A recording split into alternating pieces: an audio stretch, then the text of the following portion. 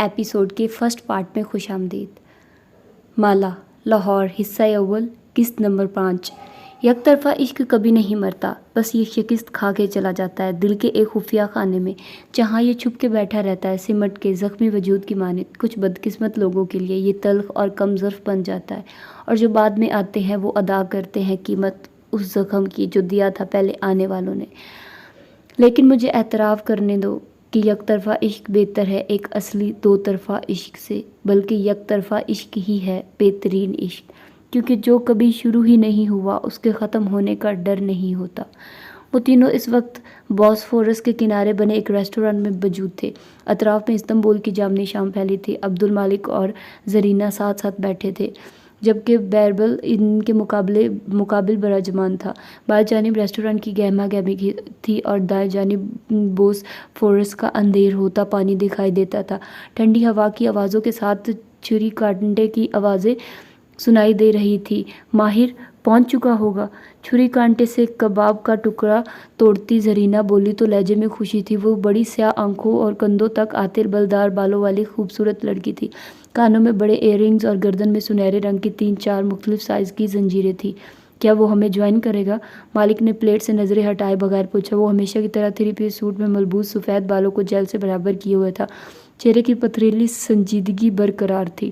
جی بابا، میں نے اسے لوکیشن بھیج دی تھی۔ وہ ساتھ ساتھ واٹس ایپ بھی چیک کر رہی تھی۔ چہرہ خوشی سے تمتما رہا تھا۔ وہ نہیں آئے گا، بیربل نے لقمہ لیتے ہوئے کہا تو دونوں نے ہاتھ روک کے اسے دیکھا۔ ان کو اپنی طرف دیکھتے پا کے بیربل نے مسکرا کے شانے اچکائے۔ کیونکہ وہ آتے ساتھ ہی تمہاری شکل نہیں دیکھنا چاہے گا۔ اس کا مخاطب مالک تھا، جس نے بس ایک نظر بیربل کو دیکھا اور سر جھٹک کے کھانا کھانے لگا۔ زرینہ نے ایک تادیبی نظر بیربل پہ ڈالی، لیکن اسے پرواہ نہ تھی۔ گھنگریالے بالوں والا بیربل ایک کان میں بالی پہنے جینز اور جوگرز میں ملبوس تھا۔ کلائی میں 2-3 بریسلیٹ بھی تھے، کالے سلور۔ زارا دفتر میں خنخارا، اگر ماہر نے تمہارے بابا سے کیا وعدہ پورا کیا اور ان کے ساتھ واپس چلا گیا تو کیف کون سنبھالے گا؟ وہ خلا میں دیکھتے ہوئے انگلیوں پہ گنتا جمع تفریق کر رہا تھا۔ ظاہر ہے تم دونوں ایک ملک میں نہیں رہو گے۔ زرینہ کی رنگت بدلی، آنکھوں میں برہمی در آئی۔ وہ آگے کو جھکی اور حتمی انداز میں بولی، جہاں ماہر ہوگا وہیں زارا ہوگی۔ بیربل مسکرا کے کھانے کی طرف متوجہ ہو گیا۔ وہ زارا کا موڈ خراب کرنے میں کامیاب ہو چکا تھا۔ اس نے 2 ماہ بعد آنے کا وعدہ کیا تھا، مالک نے ناخوشی سے کہتے ہوئے پلیٹ پر ایک اسکائی اور نیپکن اٹھایا، اور اب 3 ماہ ہونے کو آئے ہیں۔ میں اس لیے خاموش رہا تاکہ وہ اپنا ڈیزائن مکمل کر لے۔ پھر اسی سنجیدگی سے سارا کو دیکھا، کیا اس کا ڈیزائن اپروو ہو جائے گا؟ ماہر صرف آرکیٹیکٹ نہیں ہے بابا، وہ آرٹسٹ ہے۔ اس کے ڈیزائن یونیک ہوتے ہیں۔ پھر کیف کے 9 آرکیٹیکٹس اس کے ساتھ اس بلڈنگ پہ کام کر رہے ہیں۔ یہ میرے سوال کا جواب نہیں ہے زارا، میں نے پوچھا کیا اس کا ڈیزائن اپروو ہو جائے گا؟ زرینہ قدرے بجھ سی گئی، کندھے اچکا کے کھانے پہ سر جھکا لیا۔ میں کیف کے معاملات ڈنر ٹیبل پہ شیئر نہیں کر سکتی۔ یعنی تمہیں اس کے ڈیزائن پہ تحفظات ہیں؟ ہوں، مالک نیپکن سے ہاتھ صاف کرتے ہوئے سرد لہجے میں کہہ رہا تھا۔ بیربل نے دلچسپی سے اسے دیکھا۔ مالک تم تھکتے نہیں ہو ایک روبوٹ کی طرح زندگی گزارتے ہوئے؟ مالک نے سفید ابرو اٹھا کے پنے بھتیجے کو دیکھا جو ہمیشہ اسے مایوس کرتا تھا۔ تم نہیں تھکتے اپنے باپ کا پیسہ اڑاتے ہوئے؟ بیربل نے ہنس کے شانے اچکا دیے۔ تم اور ماہر کبھی مجھ سے خوش نہیں ہوگے، اس لیے میں اپنی زندگی 2 روبوٹس کو خوش کرنے میں نہیں گزار سکتا۔ زارا نے تادیبی نظروں سے اسے دیکھا، لیکن وہ ٹیک لگائے ایک بازو کرسی کی پشت پہ پھیلائے محفوظ سا کہہ رہا تھا، میرا باپ، میرا بھائی اور میرے چچا۔ مالک کی طرف اشارہ کیا، تم سب روبوٹس ہو، پیسہ کماتے ہو، پیسہ گنتے ہو، تمہاری کوئی زندگی نہیں ہے۔ پھر سینے پہ انگلی سے دستک دی، میری ہے۔ ماہر ہمارے خاندان کا وارث ہے، مالک اسپاٹ نظروں سے اسے دیکھتے ہوئے کہہ رہا تھا۔ وہ تمہاری طرح پیسہ اور وقت ضائع نہیں کرتا۔ استنبول ایئرپورٹ کی ایگزٹ پہ ایک سیاہ کار موجود تھی، فربہ سا ڈرائیور، اور اردل پچھلی سیٹ کا دروازہ کھلے کھڑا تھا۔ پی کیپ پہنے جوگرز سے چلتا ہوا ماہر کار کے قریب آیا، لیکن بیٹھا نہیں۔ وہ قدم قدم چلتا ڈرائیونگ ڈور تک گیا اور پنجوں کے بل زمین پہ بیٹھ کے اس حصے کو غور سے دیکھنے لگا۔ وہ اپنے باپ کا بیٹا ہے، کاروبار سے محبت اس کے خون میں ہے۔ وہ سیدھا کھڑا ہوا اور دروازہ کھولے کھڑے اردل کے مقابل آ رکا، گھور کے اسے دیکھا۔ میں یہ نہیں پوچھوں گا کہ کار کہیں لگی ہے، میں پوچھوں گا کہ کار کس سے لگی ہے۔ اردل نے جلدی سے نظریں چکا دی، مجھ سے لگی ہے ماہر بے، آپ میری تنخواہ سے سارا نقصان پورا کر لیجیے گا۔ ماہر نے سمجھ کے سر ہلایا، یعنی بیربل سے لگی ہے، بیٹھو۔ ہمارے انویسٹمنٹ ہولڈنگ کو اس نے اپنے باپ کی طرح سنبھال رکھا تھا۔ لوگ ماہر فرید کو اپنا پیسہ دیتے تھے تاکہ وہ اس کو انویسٹ کرے۔ کار سرخ پل کے اوپر سے گزر رہی تھی اور وہ کھڑکی سے باہر دیکھ رہا تھا۔ پک اپ اب ساتھ والی سیٹ پہ رکھی تھی اور اس کے بال ماتھے پہ بکھرے تھے۔ استنبول اداس لگتا تھا اپنے اندر کی طرح۔ وہ دوسرے انسانوں کا پیسہ بھی انویسٹ کرتا ہے، بہترین جگہ پہ اثاثے خریدتا ہے اور پھر وہ انہیں درست وقت پہ بیچتا ہے۔ ماہر کے اندر وہ کلر انسٹنکٹ ہے جو کاروبار کرنے کے لیے چاہیے ہوتی ہے۔ اپنے اپارٹمنٹ کی بیل پہ اس نے ہاتھ رکھا ہی تھا کہ دروازہ کھل گیا۔ اسکارف اور اسکرٹ میں ملبوس ادھیر عمر ہاؤس کیپر فیضی نے مسکرا کے اس کا استقبال کیا۔ ماہر نے ایک نظر اس پہ ڈالی اور پھر مڑ کے فربہ ڈرائیور کو دیکھا جس کا کوٹ پھنسا ہوا لگ رہا تھا۔ ماشاءاللہ تم دونوں کی صحت بتا رہی ہے کہ بیربل کی بیکری کے کیکس میرے گھر آتے رہے ہیں، مسکرا کے کہتے ہوئے اندر داخل ہوا اور شو ریک پہ جوتے اتارے۔ اردل اور فیضی نے ایک دوسرے کو دیکھا۔ اب کیا کریں؟ اور اس کا بخت بلند ہے، وہ جس چیز میں ہاتھ ڈالتا ہے اسے سونا بنا دیتا ہے۔ پیسہ بخت سے آتا ہے بیربل، وہ تمہاری طرح ایک فلاک بیکری میں پیسہ ڈبو کے کلاش نہیں ہو جاتا، اور نہ ہی طنز سے کہا، اور نہ ہی ایسا ہے کہ بیکری اس کے خرچے اٹھانے کے لیے ناکافی ہو جائے، وہ اس کا اصل خرچہ اپنے باپ کے کاروبار سے آنے والے ماہانہ الاؤنس پہ ہو۔ بیربل نے نیپکن سے ہاتھ صاف کرتے ہوئے مسکرا کے اسے دیکھا۔ کہہ لو جو کہنا ہے کہہ لو، مجھے کون سا فرق پڑتا ہے؟ مالک نے ناپسندیدگی سے اسے دیکھا۔ زہرا خنخاری اور باپ کی طرف چہرہ کیا۔ بابا، اگر آپ کو ماہر کے بخت پہ اتنا بھروسہ ہے تو اسے کیف کو آگے بڑھانے دیں۔ میں مانتی ہوں کیف ایک ڈوبتی ہوئی فرم ہے اور وہ کامیاب نہیں ہوا، وہ ایک سٹرگل کرتا ہوا انٹرپرینیور ہے، لیکن ابھی 2 سال ہوئے ہیں، اس کو وقت دیں۔ اس ملک میں، مالک نے ناپسندیدگی سے ادھر ادھر دیکھا۔ مختلف میزوں پہ ترک اور ٹورسٹ بیٹھے کھانا کھا رہے تھے اور آواز دھیمی کی۔ اس غریب اور کلاش ملک میں کوئی کامیاب نہیں ہو سکتا، یہ ڈالرز کی ہوس میں مبتلا لوگوں کا ملک ہے، یہ صرف تمہارے کزن کو لوٹ رہے ہیں۔ کیف ایک فیلئر ہے اور رہے گا، اس لیے اسے چاہیے کہ واپس آ جائے۔ زہرا اب نزاکت سے ٹشو سے انگلیاں صاف کر رہی تھی۔ میں حیران ہوں کہ ماہر نے واپس آنے کی بات کیسے مان لی، آپ نے اسے کیسے راضی کیا؟ بابا، وہ تو لاہور اس لیے گیا تھا تاکہ اپنے ڈیزائن پہ سکون سے کام کرے۔ بیربل کی آنکھیں چمکی اور لب اوہ میں سکڑ گئے۔ اس نے مسکرا کے پہلے مالک کو دیکھا اور پھر زہرا کو۔ مالک نے اپنی بیٹی کو آگاہ نہیں کیا تھا۔ انٹرسٹنگ، یہ میرا اور ماہر کا معاملہ، تم درمیان میں نہ بولو، وہ سرد لہجے میں ٹوک گیا تو زہرا خاموش ہوگی۔ بیربل مسکرا کے اٹھ گیا اور موبائل اٹھا کے جیب میں ڈالا۔ چونکہ میں ایک ناکام بیکر ہوں اس لیے میں بل نہیں دوں گا۔ مالک کو دیکھتے ہوئے ایک آنکھ دبائی۔ اب چلتا ہوں، ماہر پہنچ گیا ہوگا، اور زہرا کو ہاتھ ہلاتے ہوئے آگے بڑھ گیا۔ مالک نے ناراضی سے اسے جاتے دیکھا۔ ڈس اپوائنٹمنٹ، وہ بڑبڑایا۔ زارینہ نے مسکرا کے اسے الوداعی ہاتھ ہلایا اور پھر سوچتی نظروں سے باپ کو دیکھا۔ مالک کا چہرہ ہمیشہ کی طرح ٹھنڈا اور بے تاثر تھا۔ ماہر اور اس کے درمیان کیا معاملہ طے پایا تھا وہ فیصلہ نہیں کر سکی۔ استنبول کو جولائی کی گرمی لاہور کی طرح بھسم نہیں کرتی تھی، بلکہ دھوپ اور ٹھنڈی ہوا ساتھ ساتھ رہتی۔ سورج ڈھلتا تو دھوپ ڈوب جاتی اور سارے میں بہار جیسی ٹھنڈ پھیل جاتی۔ بوسفورس کے پانیوں سے بگلے اڑ اڑ کے استنبول کی اونچی اپارٹمنٹ بلڈنگز کے اوپر چکر کاٹتے۔ استنبول کے ضلع سریار میں سفارت خانے تھے اور وہاں غیر ملکیوں کی اکثریت رہتی تھی۔ سریار میں ترابینا نام کا ایک بے انتہا سرسبز علاقہ تھا جو بوسفورس کے کنارے واقع تھا۔ استنبول اپارٹمنٹس کا شہر تھا۔ یہاں بوسفورس کنارے بنے اونچے محل نما یلی بہت کم تھے، اور وہ عموماً پرانے ترک امراء یا غیر ملکی شاہی خاندانوں کے زیر استعمال ہوتے تھے، یا ان میں سے کچھ کرائے پہ حاصل کر کے ترکش ڈرامے شوٹ کیے جاتے تھے۔ شہر کے باقی امراء ان کو افورڈ نہیں کر سکتے تھے، اس لیے انہیں اگر بوسفورس کنارے رہنا ہوتا تو وہ لگژری اپارٹمنٹس کو ترجیح دیتے۔ ہم اس وقت اپنی کہانی کو ترابینا، استنبول کی ایک لگژری اپارٹمنٹ بلڈنگ تک لے کر جا رہے ہیں۔ سڑک کنارے ایک سیاہ جالی دار گیٹ تھا جس کے اندر جاؤ تو ایک باغیچے میں گھری کئی منزلہ اونچی عمارت کھڑی تھی۔ عمارت کی بلائی ترین منزل پہ ڈپلیکس پینٹ ہاؤسز بنے تھے، یعنی 2 منزلہ اپارٹمنٹ، باہر سے اپارٹمنٹ اور اندر سے جیسے 2 منزلہ گھر ہو۔ ایک پینٹ ہاؤس اپارٹمنٹ کے باہر فیری ڈالر کی تختی لگی تھی۔ فرید بیربل گھر میں داخل ہوا تو ہمیشہ کی طرح سامنے ایک سفید راہداری نظر آئی جو لیونگ روم تک جاتی تھی۔ اس نے رک کے جوتوں کے سٹینڈ پہ جوگرز اتارے اور چابیاں ہاتھ میں گھماتا ننگے پیروں سے آگے آیا۔ سامنے ایک وسیع لانگ روم تھا، ایک طرف 2 منزلہ اونچی گلاس وال تھی جس کے پردے سیاہ اور سفید تھے۔ اس وقت وہ ہٹے ہوئے تھے اور اس کے پار بوسفورس کا سیاہ پانی اور کنارے پہ کھڑی کشتیاں نظر آتی تھی۔ लिविंग रूम में हर चीज़ सफ़ेद और स्याह रंग में मज़यन की गई थी। वहाँ कोई तीसरा रंग ना था। एक तरफ लकड़ी का स्याह सफ़ेद जीना ऊपर जाता था जहाँ एक मिनी लाउंज बना था और वहाँ बेरबल का कमरा भी था, लेकिन अभी वो इस कमरे में नहीं जा सकता था। इसे तफ्तीश के एक कड़े मरहले से गुजरना था। लिविंग रूम में एल की शक्ल में स्याह रंग के तवील सोफे रखे थे। सामने एक आतिशदान था जिसके आगे वो 2 स्याह विंग चेयर्स रखी थी। बेरबल ने लिविंग रूम में कदम रखा तो सामने माहिर फरीद बैठा नजर आया। वो टांग पे टांग जमाए नंगे पैरों से वहाँ बैठा था। पी कैप मेज़ पे रखी थी और उसकी शेव बड़ी हुई थी। खुश आमदीद ब्रो। बेरबल मुस्कुरा के करीब आया, लेकिन माहिर ने वहीं से हाथ उठा के उसे रोक दिया। उसका चेहरा संजीदा था। वो दरमियान में रुक गया, बज़ाहिर नासमझी से उसे देखा। मेरी कार पे एक डेंट है, जैसे ये कहीं लगी हो और बाद में मुरम्मत करके उसे मिटाने की कोशिश की गई हो।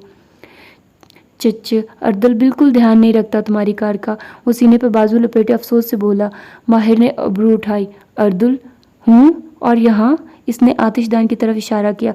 एक सफ़ेद सवान रखी थी जो मुझे किसी ने तोहफे में दी थी, वो गायब है। फिर उसने सामने बने सफ़ेद ओपन किचन की तरफ इशारा किया। वहाँ सामने एक काउंटर पे मेरे मग सजे थे जिसमें से 3 गायब है। लिविंग रूम के पर्दों की तरफ इशारा किया। इधर एक कॉर्नर लैम्प था जो अब मौजूद नहीं है। फैजी खानम। बेरबल इस संजीदगी से परेशान खड़ी हाउसकीपर की तरफ घूमा। माहिर कुछ पूछ रहा है, आप क्यों घर का ख्याल नहीं रखती? फैजी खानम ने बेबसी से बारी बारी दोनों भाइयों को देखा, फिर नदामत से सर झुकाया।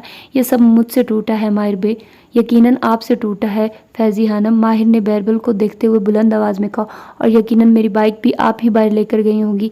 उसकी GPS हिस्ट्री बता रही है कि मेरे पीछे वो कई दफ़ा इस्तेमाल की गई है। मगर बेरबल के इत्मीनान में फ़र्क नहीं आया। उसने अफसोस से फैजी खानम को देखा। चचे, इस उम्र में क्या शौक़ पाल लिया आपने? फैजी ने अब की दफ़ा शदीद नाराज़ी से बेरबल को देखा। वो कुछ कहती, लेकिन माहिर का अगला सवाल आ चुका था। विंग चेयर पे तो कोई नहीं बैठा? नहीं, इन दोनों ने एक साथ कहा। सच था, फिसल गया हूँ। माहिर ने इस बात में सर हिला दिया और मुड़ के आतिशदान के साथ रखी खाली चेयर्स को देखा। उन पर बैठने की किसी को इजाज़त ना थी। ये माहिर फरीद का एक ऐसा असूल था जिसकी पाबंदी करना किसी के लिए मुश्किल नहीं था। विंग चेयर्स टीवी से बहुत दूर थी, किसी को वहाँ बैठने की ज़रूरत भी ना थी, ना ही माहिर खुद वहाँ बैठता था। तफ्तीश मुकम्मल हो गई हो तो मैं बैठ जाऊँ? माहिर ने गर्दन मोड़ी और उसके नंगे पैरों को देखा, फिर तन से मुस्कुरा के बोला, यकीनन मुझे देख के तुमने जूते उतारे होंगे, मुश्किल पेश आ रही होगी न। हूँ। वो डिढ़ाई से हंसते हुए बैठा। खुश आमदीद माहिर फरीद। हमने तुम्हें बिल्कुल मिस नहीं किया, क्योंकि तुम्हारी पाबंदियाँ ज़िंदगी को बोरिंग बना देती हैं। अगर हमारे अब्बा ने अपना सब कुछ तुम्हारे नाम ना किया होता और तुम इस अपार्टमेंट के मालिक ना होते तो मैं इन सवालों के कुछ और जवाब देता। तुम्हारे नाम कुछ क्या होता तो अब तक हम सब सड़क पे होते। बकौल मालिक, तुम्हारा कैफ जल्द सड़क पे आने वाला है। वैसे तुमने डिनर पे हमें ज्वाइन क्यों नहीं किया? माहिर ने सर झटका और खिड़की की तरफ चेहरा कर लिया। ऊंची ग्लास वाले ये छत से लटकते फानूस की रोशनियों का अक्स पड़ रहा था। मैं आते साथ ही मालिक की शक्ल नहीं देखना चाहता था। बेरबल दिल खोल के हंस दिया। माहिर ने सवालिया नज़रों से उसे देखा तो उसने मुस्कुरा के सर झटका। कुछ नहीं, तुम बताओ, 3 माह की मेहनत के बाद भी तुम्हारे हाथ कुछ नहीं लगा? बेरबल के लहजे में अफसोस दर आया। यानी वो लड़की कुछ नहीं जानती थी। वो दोनों एल शेप स्याह सोफे पे एक दूसरे के मुकाबिल बैठे थे। सफ़ेद ओपन किचन में फैजी खानम खाने की तैयारी कर रही थी और 2 मंजिला ग्लास वॉल के पार छाई रात अब मज़ीद तारीख होती जा रही थी।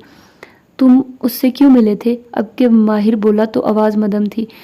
बेरबल ने बगौर अपने भाई को देखा जो सोफे की पुश्त पे बाजू फैलाए टांग पे टांग जमाए बैठा था।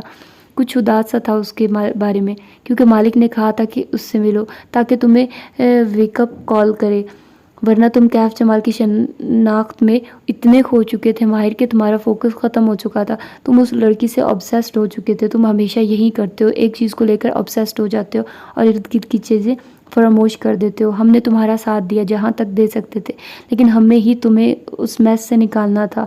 मैं बार बार वहाँ तुम्हारे लिए आता था। वो आर्जगी से मुस्कुराया। तुम्हें भी मेरा यकीन नहीं है माहिर? बेरबल बेजार सा हुआ। तुम्हारी ला हासिल तलाश पे मुझे 3 माह पहले तक यकीन था, लेकिन तुम गलत थे। वो कुछ नहीं जानती थी, तुमने सिर्फ वक्त ज़ाया किया। मैं उस चीज़ में अब तुम्हारी हौसला अफजाई नहीं कर सकता। लिविंग रूम में खामोशी छा गई। सिर्फ किचन से फैजी की कटिंग बोर्ड पे खटखट की करके सब्ज़ी काटने की आवाज़ें आने लगी। माहिर के आते ही अपार्टमेंट से तमाम बेकरी आइटम्स गायब हो चुके थे और उनकी जगह सब्ज़ पत्तों वाली सब्जियों ने ले ली थी। تمہیں اس کام میں 3 ماہ نہیں ضائع کرنے چاہیے تھے۔ جب تمہیں معلوم ہو چکا تھا کہ وہ لڑکی کچھ نہیں جانتی تو واپس آ جاتے، لیکن نہیں، تم یہ سب اس لڑکی کو بچانے کے لیے کر رہے تھے۔ یعنی تمہیں بھی مجھ پہ یقین نہیں تھا۔ وہ اپنی جگہ سے اٹھا اور قدم قدم چلتا آتش دان تک آیا۔ مینٹل شیلف کے اوپر قطار میں بہت سی خوشبودار کینڈلز رکھی تھی، چھوٹے بڑے گلاس جارز میں مختلف رنگوں اور خوشبوؤں سے بھری کینڈلز۔ کیا میں غلط ہوں؟ کیا تم اس لڑکی کو بچانا نہیں چاہتے تھے؟ یا جیسے مالک کہتا ہے، کیا تم انتقام نہیں لینا چاہتے تھے؟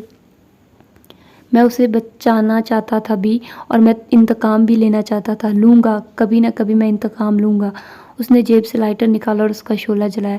لیکن ابھی میں صرف ایک وجہ سے یہ سب کر رہا تھا، وہ وجہ جو تم میں سے کوئی سننا نہیں چاہتا۔ اس نے لائٹر کے شعلے سے وسط میں رکھی ایک موم بتی کے دھاگے کو سلگایا۔ دھاگے نے فوراً آگ پکڑ لی۔ ماہر، موو آن کر لو، جیسے ہم نے کر لیا۔ کچھ لوگ مر جاتے ہیں اور واپس نہیں آتے۔ کوئی انتقام، کوئی پلان مرے ہوئے کو واپس نہیں لاتا۔ تلخی سے کہہ کے بیربل اٹھا اور زینے کی طرف بڑھ گیا۔ اس کے پیروں کی دھمک زینے پہ اوپر جاتی محسوس ہوئی اور پھر وہ اپنے کمرے میں گم ہو گیا۔ ماہر نے ایک نظر خالی ونگ چیئرز کو دیکھا اور پھر سیڑھیوں کے ساتھ بنے ایک دروازے کو۔ یہ اس گھر کا تیسرا بیڈ روم تھا جہاں کوئی نہیں رہتا تھا۔ موم بتی کی موم پگھل رہی تھی اور سارے میں سندل ووڈ کی خوشبو پھیلنے لگی تھی۔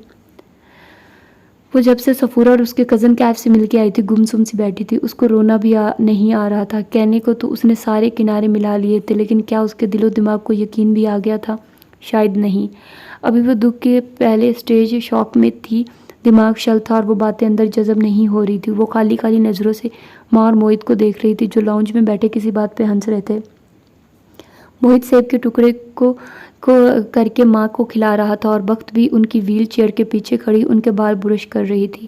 میں کہتی تھی بختو، میرے بالوں میں اتنی خشکی کیوں ہوگی؟ یہ کڑوے تیل سے بھی نہیں جاتی تھی، نہ دہی انڈے سے۔ موا ٹیومر تھا سر میں۔ ماں نے سر پہ ہاتھ مارا۔ ماں یار کتنی دفعہ بتاؤں، ٹیومر کا سر کی خشکی سے تعلق نہیں ہوتا۔ دیکھو میرے بال بھی کتنے گر رہے ہیں آج کل، پہلے ایسے نہیں گرتے تھے، یقیناً دواؤں کی گرم تاثیر کی وجہ سے۔ وہ گرے ہوئے بال ہاتھ پہ لپیٹ کے ان کو گولا بنا رہی تھی۔ موہت ہنس دیا۔ ماں کوئی چیز گرم یا ٹھنڈی تاثیر کی نہیں ہوتی، کتنی دفعہ سمجھاؤ، چیزوں کی مقدار اور استعمال سے گرمائش پیدا۔ جمعہ 8 دن ہوئے ڈاکٹر بنے اور ماں کو ٹوک رہا ہے، ہو نہ ہو۔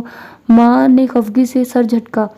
موہت جب بھی ان کی گرم یا ٹھنڈی تاثیر کی بات کی تصحیح کرتا تو وہ اسے آگ کرنے تک پہنچ جاتی تھی۔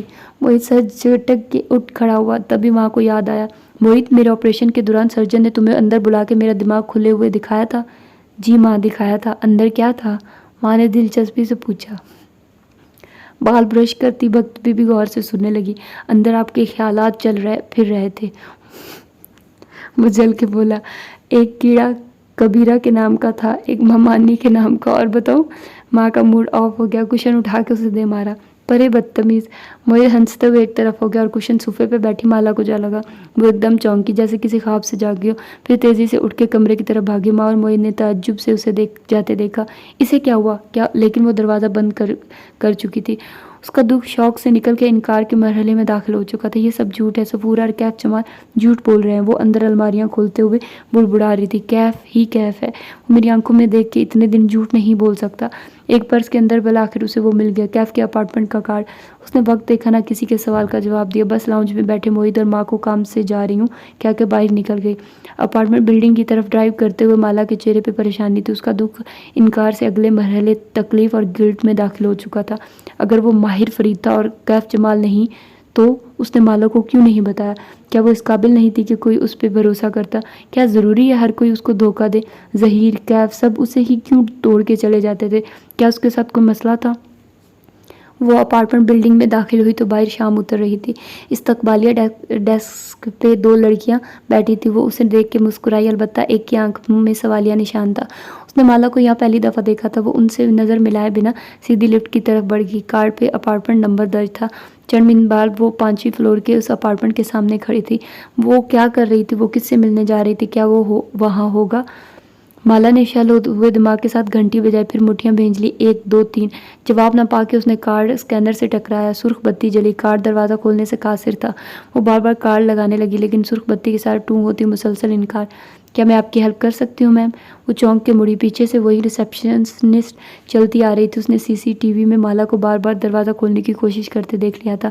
دروازہ نہیں کھل رہا۔ کشمالہ جبراً مسکرائی۔ اوہ، ماہر فرید نے چند ہفتے قبل لاک چینج کروا دیا تھا۔ ماہر، اس کا سانس رک گیا، کارڈ والا ہاتھ پہلو میں آن گرا۔ چند لمحے کے لیے وہ بالکل سن رہ گئی، پھر غصے کی ایک شدید لہر اس کے اندر اٹھی۔ وہ سوائے اس کے ہر ایک کے لیے ماہر تھا۔ اور کہاں ہے ماہر؟ ان کی فلائٹ تھی کل استنبول کی، ان کا پرنٹر کام نہیں کر رہا تھا، سو انہوں نے سفری کاغذات مجھ سے پرنٹ کروائے تھے۔ ساتھ ہی اس نے وضاحت کی، استنبول؟ مالا نے ابرو اٹھائی، انکار کا مرحلہ گزر چکا تھا، بالآخر صفورہ اور کیف جمال کی باتیں اندر جذب ہونے لگی تھی۔ کیا آپ یہ دروازہ میرے لیے کھول سکتی ہیں؟ ماہر صاحب مجھے جانتے ہیں۔ لڑکی نے شانے اچکایا، میں ایسے دروازہ نہیں کھول سکتی، یہ مالک صاحب کا اپارٹمنٹ ہے، مجھے باہر ماہر یا مالک سے پوچھنا پڑے گا، اگر آپ چاہیں تو میں انہیں ابھی کال کر لیتی ہوں۔ مالا چند لمحے اسے دیکھتی رہی، پھر اسے سنجیدگی سے بولی، انہیں کال ضرور کرے، لیکن اپارٹمنٹ کھلوانے کے لیے نہیں، میرا ایک پیغام دینے کے لیے۔ وہ ایک ایک لفظ پہ زور دے کر کہہ رہی تھی۔ ماہر فرید سے کہنا، کشمالہ مبین آئی تھی، بس اتنا کافی ہے۔ کارڈ وہیں پھینکا اور تیز قدموں سے لفٹ کی طرف بڑھ گئی۔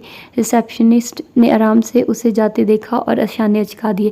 عمرہ کے ان اپارٹمنٹ میں ایسے قصے عام تھے، مرد اپنی گرل فرینڈز کو اپارٹمنٹ لے کر دے دیتے اور ان سے ملنے آتے رہتے، پھر کسی دن اچانک سے بیوی آ کے اپارٹمنٹ کھلوانے اور فساد برپا کرنے کی دھمکیاں دیتی تھی۔ چونکہ اس اپارٹمنٹ میں کوئی عورت نہیں رہتی تھی، اس لیے ایسے کسی ہنگامے کی توقع نہیں تھی، لیکن پھر بھی ان کا عملہ اس عمر میں تربیت یافتہ تھا۔ اس کے جاتے ہی ریسیپشنسٹ نیچے آئی اور فون کا ریسیور اٹھایا۔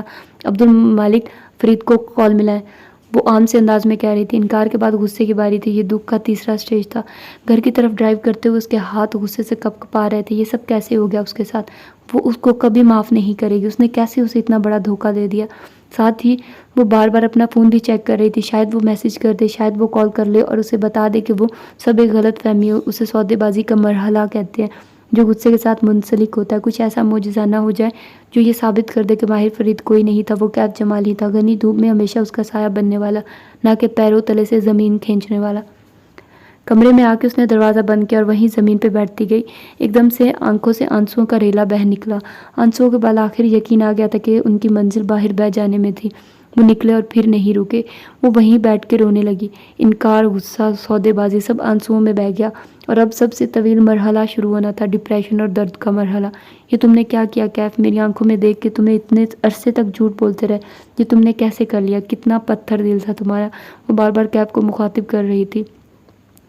وہ کہیں بھی نہیں تھا اور وہ ہر جگہ تھا۔ یہ ایسا دکھ جو اندر سے کاٹتا تھا، روح ایسی چلنی ہوئی کہ اسے لگا وہ اپنے پیروں پہ کھڑی نہیں ہو سکے گی۔ جانے کب وہ روتے روتے بیڈ پہ جا کے لیٹ گیا اور منہ سر لپیٹ لیا۔ جب جاگی تو جسم بخار میں بھنک رہا تھا اور موحد اسے ڈرپ لگا رہا تھا۔ وہ کینولے کی سوئی کی تکلیف سے جاگی تھی، سر بھاری ہو رہا تھا اور جسم میں جان نہیں تھی۔ مالا، کیا ہوا ہے؟ وہ نرمی سے پوچھ رہا تھا۔ اس نے ایک نظر بازو میں پیوست سوئی کو دیکھا اور دوسری نظر اوپر سٹینڈ پہ لگی ڈرپ پہ ڈالی۔ آنکھیں ابھی تک بھیگی ہوئی تھی۔ اس نے جواب نہیں دیا، بس کروٹ کے بل لیٹے وہ رونے لگی، ایک دم زور زور سے۔ ماں اس کے ساتھ لیٹی ہوئی تھی، کروٹ اس کی طرف موڑے وہ پیار سے اس کا کندھا تھپکنے لگی۔ میری پیاری بیٹی، میری بہادر بیٹی، نہ رو، اب تو میں ٹھیک ہوں۔ مالا مزید اونچی آواز سے رونے لگی، بیٹے میں ٹھیک ہوں اب۔ ماں کی اب بھی آنکھوں میں آنسو آ گئے۔ موحد بھی یہی سمجھا کہ وہ ماں کے لیے پریشان ہے۔ مالا، ماں ٹھیک ہے، تم کیوں پریشان ہوتی ہو؟ مگر اس نے جواب نہیں دیا۔ وہ اونچا اونچا رو رہی تھی جیسے بچے روتے، اور بچے ایسے اس لیے روتے ہیں کہ وہ تکلیف کو سمجھ نہیں پاتے، نہ اپنے احساسات کو۔ جب وہ کسی سچویشن کو ڈیل نہ کر سکیں تو رونے لگ جاتے ہیں، جیسے رو کے وہ اپنے مسئلے فکس کر لیں گے، اور پھر رو رو کے وہ سو جاتے ہیں، اور جب جاگتے ہیں تو ان کو اپنا مسئلہ بھول چکا ہوتا ہے۔ لیکن وہ بچہ نہیں تھی، وہ رو رو کے دوبارہ سو گئی تھی، اور جب جاگی تو اس کو اپنا مسئلہ نہیں بھولا تھا۔ اس کے آنسو خشک ہو چکے تھے اور ہونٹ خاموش تھے، لیکن دل میں ایک کرب، ایک تکلیف کا بیج جڑ پکڑ چکا تھا، اور کشمالہ جانتی تھی کہ اب وہ ساری زندگی اس کرب سے پیچھا نہیں چھڑا سکے گی۔ وہ کسی پہ اعتبار نہیں کر سکے گی، مکمل اعتبار، اور وہ کسی سے اتنی نفرت نہیں کر سکے گی جتنی اسے ماہر فرید سے محسوس ہوتی تھی۔ جب کوئی انسان دھوکہ کھاتا ہے تو اس کا اعتبار صرف دھوکے باز سے نہیں ہٹ جاتا، بلکہ وہ اگلے ملنے والے ہر انسان کے لیے ڈیمیج مسخ ہو جاتا ہے۔ ماہر فرید نے اسے ڈیمیج کر دیا تھا۔ ڈاکٹر راہید کے اسلامک سینٹر میں اس روز ماہی نے ان سے وعدہ کیا تھا کہ وہ ان سے ایک طویل گفتگو کرنے دوبارہ ضرور آئے گی، لیکن وہ نہیں جا سکی۔ ڈاکٹر راہید نے اسے جو مسنون دعائیں اور کلمات کی کاپی تھمائی تھی، وہ اس کو اگلے چند دن پڑھتی رہی، یہاں تک کہ ماں ٹھیک ہونے لگی، اور ماں بینا کو لگا کہ اسے جادو اور جنات کے معاملے میں مزید نہیں پڑھنا چاہیے، اس کو اس سب کو نظر انداز کر دینا چاہیے، زیادہ وہم بھی اچھا نہیں ہوتا۔ جتنا زیادہ وہ جادو اور جنات کے بارے میں سوچتی اتنا اسے اندھیرے سے خوف آتا۔ دوسری طرف ماں تندرست ہو رہی تھی، روز ان سے ویڈیو کال ہو جاتی تھی، خود اس کی حالت بھی بہتر تھی اور اسے لگ رہا تھا کہ اب سب ٹھیک ہو رہا ہے۔ آہستہ آہستہ وہ جو روز رقیہ شریعہ کا رسول اللہ صلی اللہ علیہ وسلم کا بیان کردہ منسنون دم جو قرآن آیت کا مجموعہ ہے جسے منزل بھی کہتے ہیں کہ اہتمام کرتی تھی، اس میں دھیرے دھیرے ناغہ ہونے لگا۔ کبھی ایک دن سستی میں چھوڑ دیا اور کبھی بھول گئی، یہاں تک کہ جولائی کی ایک صبح ماہی اس حالت میں اٹھی کہ اس کی کمر میں شدید درد ہو رہا تھا۔ وہ درد کے باوجود کوڑے کے تھیلے اٹھائے گھر سے باہر آئی تاکہ انہیں ڈمپ کر سکے، کیونکہ آج کوڑے والے نے آنا تھا۔ وہ رات کوڑا باہر نہیں رکھتی تھی ورنہ رکون ایک جانور آ کے سارے تھیلے پھاڑ دیتے تھے۔ وہ جیسے ہی باہر نکلے آسمان سے خون کے چند قطرے اس کے اوپر گرے۔ ماہی نے چونک کے سر اٹھایا، اس کے چہرے، کندھوں اور بازوؤں پہ سرخ پتلا کیا گیا خون جگمگا رہا تھا اور گھر کے سامنے بغیر کسی قدرتی وجہ کے پانی پڑا تھا۔ اللہ لا الہ الا هو الحی القیوم۔ منہ سے بے اختیار آیت الکرسی نکلی، قرآن کی سب سے بڑی آیت، اس سے بڑا کچھ نہ تھا، لیکن پھر بھی خوف، پریشانی اور دل ڈوبنے کا احساس اسے اپنی لپیٹ میں لینے لگا۔ کبیرہ تائی اور ان کے جادو ٹونے اس کا پیچھا نہیں چھوڑنے والے، اسے اس معاملے کو ہلکا نہیں لینا چاہیے۔ وہ 2 روز بعد وہ وینکوور میں ڈاکٹر راہب کے اسلامک سینٹر کے باہر موجود تھی۔ اندر بیٹھنے کی بجائے وہ باہر پارک میں ایک سنگی بینچ پہ بیٹھی تھی۔ بعد آج اس کے ساتھ آیا تھا، ان دونوں کے سامنے ڈاکٹر راہب بیٹھے ان کے سوالات کے جواب دے رہے تھے۔ مائی کا سلک اسکارف میں لپٹا گول چہرہ بجھا ہوا دکھائی دیتا تھا۔ کیا یہ جادو کبھی پیچھا چھوڑیں گے؟ اس نے پارک کے گھاس کو دیکھتے ہوئے پوچھا۔ قریب میں ایک آدمی اپنے کتے کو واک کروا رہا تھا، ایک طرف ایک بچہ اپنی ماں کی انگلی پکڑے چل رہا تھا۔ پیچھا تو بیماریاں بھی نہیں چھوڑتی، ہو کے رہتی ہیں، یہ سب نصیب کی باتیں ہیں۔ ماہی نے الجھن سے انہیں دیکھا۔ اتنا آسان ہے کیا کسی پہ جادو کرنا؟ ہر انسان کے ساتھ ایک شیطان جن پیدا ہوتا ہے جو موت تک اس کے ساتھ رہتا ہے۔ وہ اسے وہ بات بتانے لگے جو وہ پہلے سے جانتی تھی لیکن تحمل سے سنے گئی۔ عباد اس گفتگو سے ناخوش نظر آتا تھا، اسے ہمیشہ لگتا تھا کہ ماہی اس بارے میں کچھ زیادہ ہی وہم کرتی ہے۔ صرف رسول اللہ صلی اللہ علیہ وسلم کے ساتھ پیدا ہونے والے شیطان مسلمان ہو گیا تھا، باقی ہم سب کے ساتھ جو شیطان موجود ہے وہ کافر ہی ہے اور آپ کے دل میں منفی خیالات ڈالتا ہے، نماز سے توجہ بھٹکاتا ہے اور وہ آپ کی ساری زندگی کی کہانی کا گواہ ہوتا ہے۔ شیخ عباد خنخارہ، یہ پہلے ہی ڈرتی ہے، آپ اسے مزید ڈرا رہے ہیں۔ ماہی نے چہرہ موڑ کے عباد کو سر سے پیر تک گھورا۔ ابھی وہ انسان پیدا نہیں ہوا جس سے ماہی ڈرتی ہو۔ میں جنات کی بات کر رہا ہوں میڈم، عباد نے جتا کے کہا تو ماہی نے نظریں پھیری۔ ان کی الگ بات ہے۔ اچھا۔ وہ دھیمی ہوئی۔ ڈاکٹر راہب مسکرا دی اور بات جاری رکھی۔ انسان کے ساتھ موجود جن انسان کو ہر وقت دیکھتا ہے۔ جب انسان لباس اتارتا ہے تو فرشتے حیا کر کے رخصت ہو جاتے ہیں، لیکن آپ کا ہمزاد جن وہی رہتا ہے، اس لیے باتھ روم میں بولنا منع ہے، یعنی باتھ روم میں آپ کو موبائل تک نہیں استعمال کرنا چاہیے اور جلدی باہر آنا چاہیے، کیونکہ ایسی جگہوں پہ شیاطین ہوتے ہیں، وہ آپ کو وہاں سے دیکھتے ہیں جہاں سے آپ کو معلوم نہیں ہوتا۔ جو لوگ جتنا زیادہ وقت باتھ رومز میں گزارتے ہیں ان پہ اتنی جلدی جنات کے اثرات ہوتے ہیں، یعنی گندگی جادو کی طرف لے کر جاتی ہے۔ وہ یہ سب جانتی تھی لیکن دہرا رہی تھی، عرصہ پہلے کی سمجھی ہوئی باتیں اب بھولنے لگی تھی۔ بالکل، جب کوئی انسان جادو سیکھتا ہے تو سب سے پہلے وہ گندگی اور بدبو کے قریب لینے لگتا ہے، اسے گندے کام کرنے پڑتے ہیں تاکہ برے جنات اس کی طرف متوجہ ہوں، پھر وہ چلے کاٹتا ہے اور ان جنات کو قابو کرتا ہے۔ جادوگر یا عامل جنات کو 2 چیزوں سے ڈراتا ہے کہ وہ ان کا رزق روک دے گا اور وہ ان کو مار دے گا۔ کمزور ایمان والے جنات اس کے قابو میں آ جاتے ہیں۔ بس اتنی سی بات پہ جنات آپ کی طرح سمجھدار اور ذہین نہیں ہوتے مابینا، وہ ایک کمتر آئی کیو والی مخلوق ہے، ان کے پاس انسان جیسی عقل ہے نہ ویژن، وہ بے وقوف ہوتے ہیں، ڈر جاتے ہیں اور عاملین کے چنگل میں پھنس جاتے ہیں، سوائے ان جنات کے جو مسلمان ہیں اور جن کو یہ ایمان ہے کہ ان کا رزق اور موت اللہ کے ہاتھ میں ہے۔ جیسے کچھ کمزور انسان مافیا کے ہاتھوں میں پھنس جاتے ہیں اور بلیک میل ہوتے ہیں۔ عباد سمجھ کے کہنے لگا جی، اور پھر عامل اس جن سے کام لینے لگتا ہے، مثلا اسے آپ پہ جادو کرنا ہے۔ انہوں نے ماہی کی طرف اشارہ کیا۔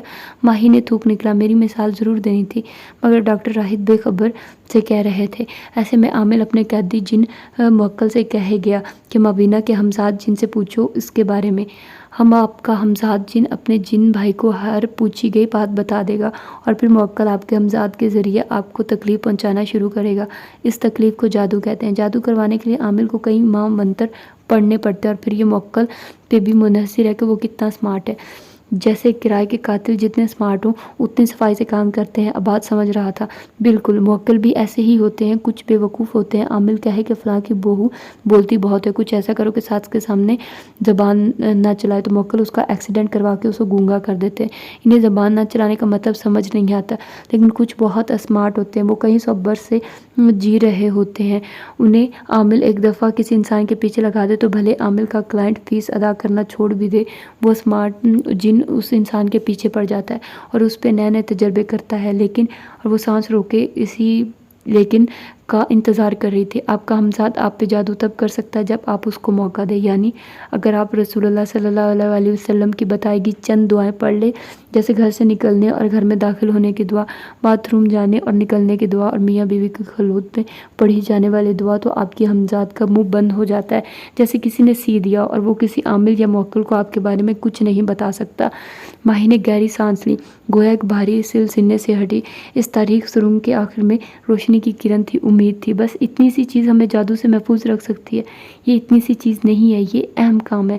گھر سے نکلنا، گھر میں آنا، باتھ روم سے نکلنا اور جانا، میاں بیوی کا ایک دوسرے سے ملنا، ان اہم کاموں کو کرتے وقت آپ نے اللہ کا نام لیا، یعنی اللہ کی پناہ طلب کر لی۔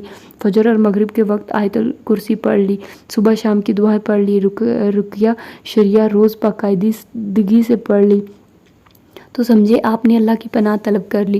وہ اللہ جس کے ہاتھ میں ہر جاندار کا دل ہے، جب اس کی پناہ مانگ لی تو وہ پناہ کیوں نہیں دے گا؟ اور نظر بد، وہ بھی تو لگ جاتی ہے۔ انسٹا پہ ایک تصویر پوسٹ کرو تو نظر لگ جاتی ہے، کیا کریں؟ اپنی نعمت کو دیکھ کے ماشاءاللہ لا حول ولا قوت الا باللہ پڑھ لیں، نظر نہیں لگے گی۔ میں نے کئی دفعہ ماشاءاللہ پڑھا ہے، پھر بھی لگی ہے۔ وہ مصر تھی، اسے نظر سے ہمیشہ خوف آتا تھا۔ ماشاءاللہ پڑھنے کے باوجود اگر مصیبت آتی ہے تو جان لے کہ وہ مصیبت آپ کے نصیب میں لکھ دی گئی تھی، اس کا وقت جگہ سب لکھا ہوا تھا، آپ نے صرف اس کا حل نکالنا ہے۔ ہر چیز کو نظر نہ سمجھا کریں، نظر بالکل لگتی ہے اور جادو بھی ہوتا ہے، لیکن نظر سب کچھ نہیں ہے، جادو سب کچھ ہوتا ہے نہیں ہے۔ یہ چیزیں تب اثر کرتی ہیں جب اللہ اجازت دے۔ اپنا معاملہ اللہ سے درست رکھے تو وہ ان چیزوں کو آپ پہ اثر انداز ہونے کی اجازت نہیں دے گا۔ پارک میں ٹھنڈی ہوا چلنے لگی، اس میں موسم گرما کے پھلوں کی مہک بھی تھی اور امید کی خوشبو بھی۔ اور اگر ماہی نے پلکیں جھپکائی، میں دعاؤں کا ناغہ کرنے لگوں اور جادو میری زندگی میں جگہ بنانے لگے تو کیا کروں؟ ایسے میں آپ کو اپنے آپ سے جادو اتارنا ہوگا، اس کا علاج کرنا ہوگا۔ اور جادو کا علاج کیسے ہوتا ہے؟ ماہی نے کہتے ہوئے گود میں رکھے ہاتھ کو بے اختیار اپنے معدے سے نیچے رکھا۔ اس کے ہاتھ کے پار ایک زندگی سانس لے رہی تھی۔ یہ اس قید خانے میں سانس لینے والی پہلی زندگی نہیں تھی، یہ ماہی کا پہلا بچہ نہیں تھا۔ میں اپنے اوپر سے جادو کیسے اتاروں؟ ڈاکٹر راہد نے گہری سانس لی۔ عباد اور مبینہ جواب کے منتظر تھے، یہ سوال ان کے لیے بہت اہم تھا۔ کبیرہ سعدان کے آفس میں اس وقت تناؤ پھیلا تھا۔ کبیرہ اپنی اونچی کرسی پہ بیٹھے پین کا بٹن نیچے اوپر کر رہی تھی، پین کی کلک کلک خاموشی میں درار ڈال رہی تھی۔ وہ زرد رنگ کے کافتان میں ملبوس تھی، بوائے کٹ بال، کانوں میں دمکتے موتی، گردن میں ہیروں کی لڑی خوب کالی کر کے بنائی گئی، اسموکی آئیز جن میں سارے زمانے کی ناراضی بھری تھی۔ کبیرہ ناخوش تھی اور برہم بھی۔ نگینہ کی ایک رشتہ دار مجھے بتا رہی تھی کہ زیاد اور کشمالہ کا رشتہ طے ہونے والا ہے۔ میز کے اس پار بیٹھی مہمان خاتون نے افسردگی سے اطلاع دی۔ مہمان بھورے سنہرے سیدھے بالوں والی ان کی ہم عمر خاتون تھی، جس نے لون کا کامدار جوڑا اور گردن میں قیمتی پتھروں کی مالا پہن رکھی تھی۔ کوچ کا برینڈڈ بیگ میز پہ رکھا تھا، ساتھ کافی اور سینڈوچ بھی رکھے تھے جنہیں دونوں خواتین نے نہیں چھوا تھا۔ کیا کروں میں؟ اس نگینہ کا وہ پیٹر مسیح تو اب کسی کام کا نہیں رہا۔ کبیرہ نے زور سے پین کی نب ٹیبل میٹ میں گاڑ دی، آنکھوں سے شرارے پھوٹ رہے تھے۔ زیاد کا رشتہ عنایہ سے ہونا چاہیے تھا، لیکن نہیں، جو کام کروانا چاہو حورے جہاں کی بیٹیاں درمیان میں آ جاتی ہیں، اوپر سے وہ تندرست ہو رہی ہے۔ اس کی آواز آہستہ ہوئی۔ مہمان فرزین بیگم نے تعجب سے ابرو اٹھائے، اتنے سخت جادو کے باوجود؟ وہی تو نہیں سمجھ میں آ رہا، ماہی کا بچہ بھی ہونے والا ہے، 2.5 ماہ رہ گئے ہیں، اب کیا خاک مس کیریج ہوگا اس کا؟ فرزین بیگم نے ٹھنڈی سانس بھری۔ پیٹر مسیح کے پاس کوئی تو حل ہوگا۔ کہتا ہے نگینہ اور ماہی دونوں پہ اس کا جادو نہیں چل رہا کیونکہ وہ پڑھائی بہت کرتی ہیں۔ کبیرہ فرزین خنخاری، کیا ضروری ہے کہ تم زیاد کو ہی اپنا داماد بناؤ؟ اور بھی اچھے لڑکے؟ مجھے زیاد ہی چاہیے۔ وہ ایک دم پھنکاری، حسد اور نفرت سے اس کی آنکھیں سرخنے لگی۔ اب زیاد میری ضد ہے، ہر وہ لڑکا جس کو میں داماد بنانا چاہتی ہوں اسے حورے جہاں کی بیٹی نہیں اڑا سکتی، حد ہوتی ہے ناانصافی کی۔ خاموشی ایک دفعہ پھر سے چھا گئی۔ کبیرہ اب سامنے خلا میں دیکھتی کچھ سوچ رہی تھی۔ یہ نگینہ راستے سے ہٹ جائے، بیمار وغیرہ پڑ جائے تو یہ معاملہ ٹل جائے گا، یہی بتانے آئی ہوں۔ فرزین کے لہجے میں کچھ تھا۔ ایک راستہ ہے کیا؟ کبیرہ چونکی۔ نصرت آپا نے کچھ دن پہلے اپنے بیٹے کی طلاق کروائی ہے۔ جانتی ہو کیسے؟ کبیرہ کی آنکھوں میں چمک اتر آئے۔ وہ سانس روک کے آگے کو ہی پین چھوڑ دیا۔ کیسے نہیں، کس سے؟ وہ ہلکی سے مسکرائی۔ فرزین بھی مسکرائی۔ واہگہ بارڈر کے قریب ایک عامل ہے، بہت پہنچا ہوا ہے، مسلمان ہے اور اس کی پاور بہت زیادہ ہے۔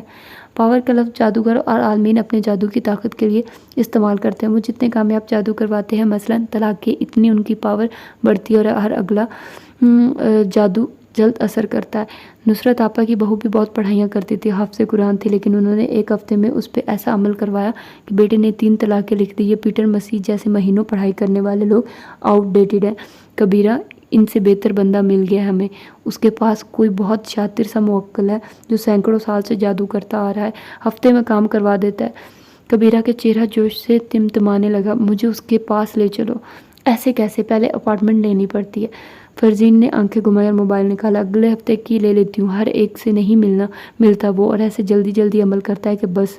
ہاں پیسے بہت لے گا، لیکن تم اس کے پاس جاؤ اور پھر دیکھو تمہاری دشمن کی دونوں بیٹیوں کو ایک ہفتے میں نہ اجاڑ دے تو جو چور کی سزا ہو وہ میری۔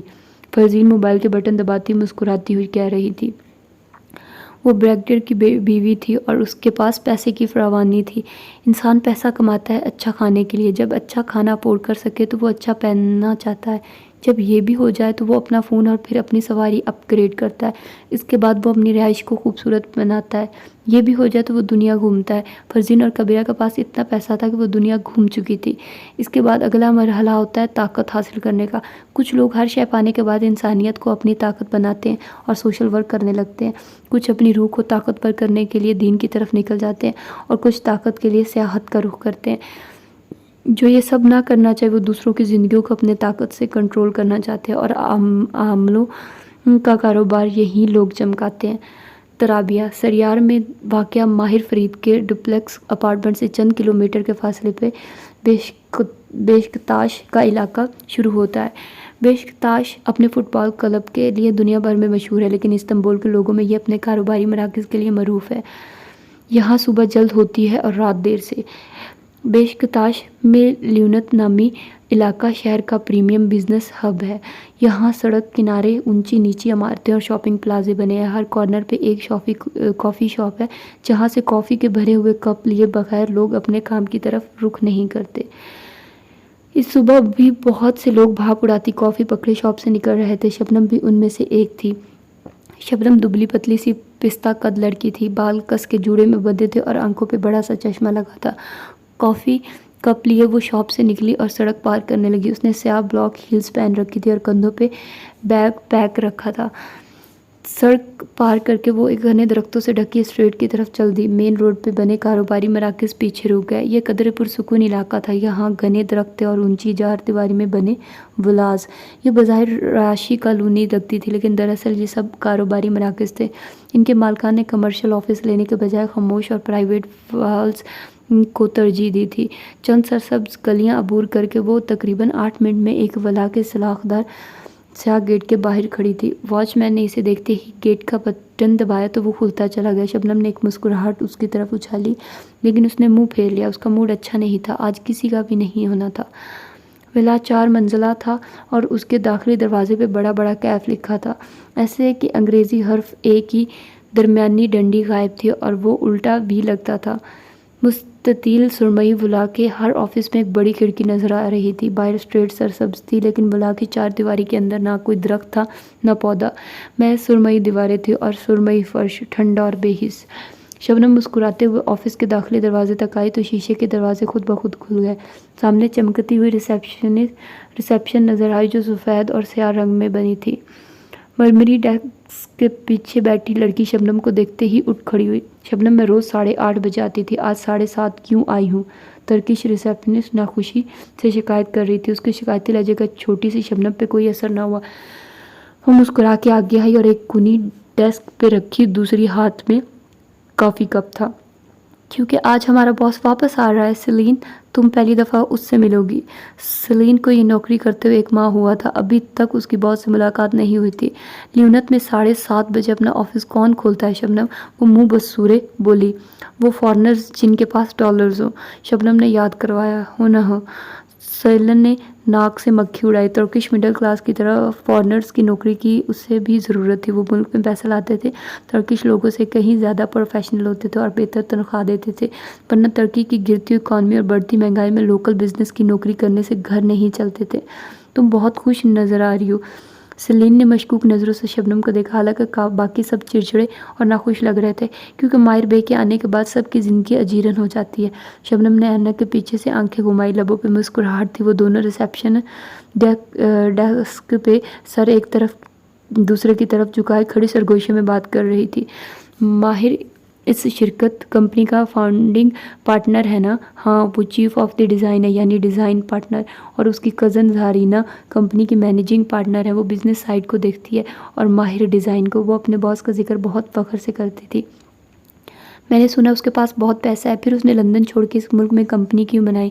جو سیلین نے آنکھیں گھما کے اطراف میں دیکھا. مسلسل ڈوب رہی ہے. شبنم نے شانے اچکا دیے اور کافی کا گھونٹ بھرا. یہ تو مجھے نہیں معلوم، لیکن کوہف کبھی نہ کبھی اپنے پیروں پہ ضرور کھڑی ہوگی. وہ فخر سے بولی. اور آج کل جس عمارت کے ڈیزائن پہ ماہر کام کر رہا ہے وہ قطر کے ایک بینک کی عمارت ہے. اگر ہمیں یہ پروجیکٹ مل گیا تو دیکھنا کیف اٹھ جائے گا. لیکن باس تو 3 مہینے سے آفس میں نہیں تھا. وہ کام کیسے کر رہا تھا؟ سیلین. شبنم نے افسوس سے اسے دیکھا. اسی لیے تمہیں کوئی ریسیپشنسٹ سے اوپر کی نوکری نہیں دیتا. آرکیٹیکٹس گرافک ٹیبلٹس پہ کام کرتے ہیں. انہیں کام کرنے کے ایک ساتھ ہونے کی ضرورت نہیں ہوتی. ماہر کے ساتھ کیف کے 9 آرکیٹیکٹ ایک ہی عمارت پہ کام کر رہے تھے. وہ دن میں گھنٹوں زوم میٹنگز کے ذریعے ساتھ کام کرتے تھے. ماہر کی یہ عادت ہے. وہ کنٹریکچوئل آرکیٹیکٹ ہے. جب اسے کوئی ماسٹر پیس بنانا ہوتا ہے تو وہ کہیں دور جا کے خاموشی سے کام کرتا ہے. تمہاری باتوں سے تو وہ محنتی سا باس لگتا ہے، لیکن ہر کوئی اسے ناپسند کیوں کرتا ہے؟ ارے نہیں، تمہیں غلط فہمی ہوئی ہے. ہم اسے ناپسند نہیں کرتے. شبنم آگے ہوئی اور مسکرائی. ہم سب اس سے نفرت کرتے ہیں. سیلین کے لب کھل گئے. کیوں؟ پھر اسے یاد آیا. آواز دھیمی کی. کیا وہ واقعی کسی زمانوں میں سائیکوپیتھ تھا؟ میں نے اسٹاف سے سنا ہے. شبنم کی مسکراہٹ غائب ہوئی. اس نے زور سے خالی کپ ڈسٹ بن کی طرف اچھالا، پھر آگے جھکی اور اینک کے پیچھے سے سیلین کو گھورا. سیلین گڑبڑا گئی. میں مذاق کر رہی. ہمارا باس سائیکوپیتھ تھا نہیں، وہ ابھی تک سائیکوپیتھ ہے. سیلین کی آنکھیں تعجب سے کھل گئی. اسے ماہر فرید کی سیکرٹری سے ان الفاظ کی امید نہیں تھی. شرم کرو شبنم، وہ تمہارا باس ہے. اسے معلوم ہوا تو اس کے بارے میں یہ کہہ رہی ہو تو اسے پہلے سے معلوم ہے. شبنم نے مسکرا کے کندھے اچکا. وہ برا نہیں مانتا. ماہر کو کسی بات سے فرق نہیں پڑتا، کیونکہ وہ انسان نہیں ہے. وہ ایک مشین ہے، روبوٹ. اس کی کوئی زندگی نہیں ہے. وہ روبوٹ کی طرح فکسڈ ٹائم ٹیبل کے ساتھ زندگی گزارتا ہے. ڈپلیکس اپارٹمنٹ کے کچن میں فیضی خانم 2 پتیلیاں ایک دوسرے کے اوپر رکھے قہوہ تیار کر رہی تھی. قریب میں ایک دروازہ ادکھلا تھا جس سے ماہر کا بیڈ روم نظر آ رہا تھا. سیاہ سفید سا کمرہ جس کی سنگار میں اس کے سامنے وہ کھڑا تھا. شرٹ کے کف کھلے تھے اور ٹائی گردن میں مفلر کی طرح پڑی تھی. وہ آئینے میں خود کو دیکھتے ہوئے اپنی چھوٹی بڑی شیو کو دیکھ رہا تھا. مثلاً میں دیکھے بغیر بتا سکتی ہوں کہ وہ صبح فجر کے اذان کے ساتھ جاگا ہوگا اور اس نے ٹھیک 7 بجے شیو بنائی ہوگی. ماہر نے بڑی ہوئی شیو پہ ہاتھ پھیرا، پھر اسے رکھنے کا ارادہ کر کے ڈریسنگ روم کی طرف آیا. وہاں اس کے تمام کپڑے نفاست سے آویزہ تھے. سوٹ، شرٹ سب سیاہ سفید یا سرمئی کا کوئی شیڈ لیے ہوا تھا. وہ سیاہ یا سفید کے علاوہ کوئی رنگ نہیں پہنتا، زیادہ سے زیادہ سرمئی، کیونکہ آرکیٹیکٹ صرف سیاہ یا سفید پہننا پسند کرتے ہیں. ڈریسنگ روم میں ایک طرف شیلف پہ جوتوں کے کئی جوڑے رکھے تھے، دوسری طرف کچھ دراز بنے تھے. اس نے ایک دراز کھولا جس میں کف لنکس سجے تھے. تمام کف لنکس پہ MF لکھا تھا. صرف ایک جوڑا ایسا تھا جس پہ KF لکھا تھا، قاسم فرید. اس نے مسکرا کے انہیں دیکھا لیکن انہیں چھوا نہیں. اپنے MF والے کف لنکس نکالے اور پہننے لگا. اس کی زندگی میں ہر چیز کیلکولیٹڈ ہوتی ہے. وہ گھر سے نکلنے سے پہلے صرف ایک کپ ترکش قہوہ پیتا ہے اور کافی پینے سے آفس آنے تک ماہر کسی سے بات نہیں کرتا. اس کو صبح صبح عام انسانوں سے بات کر کے توانائی خرچ کرنا بھی پسند نہیں ہے. اب وہ ایش گرے سوٹ میں ملبوس جیل سے بال سیٹ کیے کچن کاؤنٹر کے سامنے کھڑا اپنا کافی کپ اٹھا رہا تھا. فیضی خانم خاموشی سے دوسرے کام کر رہی تھی. جب فیضی خانم کپ سے گھونٹ بھرتے اور فون پہ سرسری نگاہ دڑھاتے ہوئے ماہر نے پکارا. وہ تحیر سے پلٹی. جی ماہر بے، آپ کو نہیں لگتا ہمارے گھر میں کسی چیز کی کمی ہے؟